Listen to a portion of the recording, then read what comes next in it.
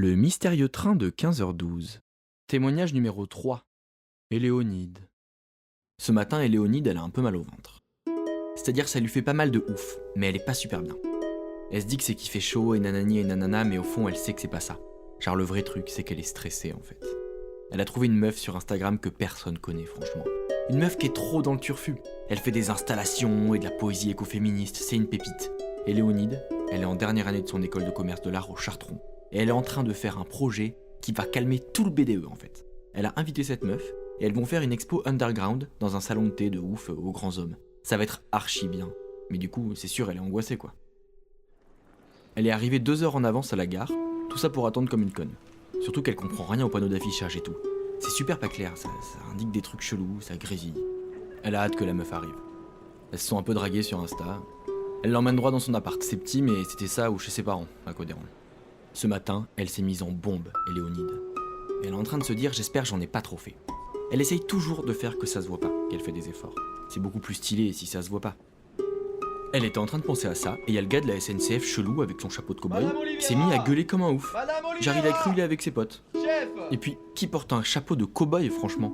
Après elle s'est remise à mater Insta, et le gars il s'est carrément mis à lui parler. Excusez-moi mademoiselle, voudriez me rendre un service? Vous iriez voir à l'accueil? Vous cherchez ma chef, ça se voit tout de suite que c'est la chef.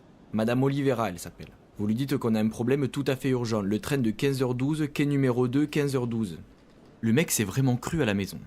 Mais Éléonide, c'est vraiment un problème chez elle, elle sait trop pas dire non. En vrai, ça l'a mis pas bien. Elle était dans ses trucs, elle s'en foutait de cette histoire de 15h12, mais genre elle était trop perturbée.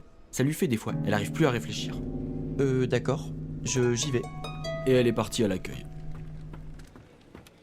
Elle avait vu elle aussi ce truc de train chelou, le mystérieux train de 15h12, quai numéro 2, 15h12. C'était marqué sur les panneaux au lieu des trains normaux. C'est n'importe quoi la SNCF. Il fait tellement chaud aujourd'hui, elle a les mains moites, c'est horrible. C'est dégueu, on dirait une vieille poisseuse. Quand elle y pense, c'est pas nouveau du tout qu'elle soit stressée comme ça. On va dire c'est depuis qu'elle a arrêté le lycée. Au lycée t'as pas les questions de la vie, genre tu vas faire quoi pour bien gagner de l'argent, tu vas faire comment pour être sûr d'être bien entouré tu vois quand tu seras vieille et tout. En vrai, ça la stresse de ouf, le réchauffement climatique. Bref, elle arrive à l'accueil, là, et elle trouve direct la meuf de la SNCF. C'est vrai, ça se voit tout de suite que c'est la chef. Elle est en train de s'embrouiller avec un mec un peu stylé, on dirait il est parisien. Elle ose trop pas les interrompre, ils sont à fond. Elle les arrête quand même parce qu'elle se dit, ils vont passer en mode super saiyan, et les gens qui sont tellement cons, ils vont croire que c'est un attentat. Pardon de vous interrompre, madame, mais il y a un de vos collègues qui m'a demandé de venir vous voir. Il dit que c'est urgent, c'est à cause du mystérieux train de 15h12. Un de mes collègues vous a demandé à vous de venir me voir pour gérer une urgence à 15h12. Laissez-moi deviner. Il fait rien, il a un chapeau de cow-boy et il se promène avec un pchit pour les plantes.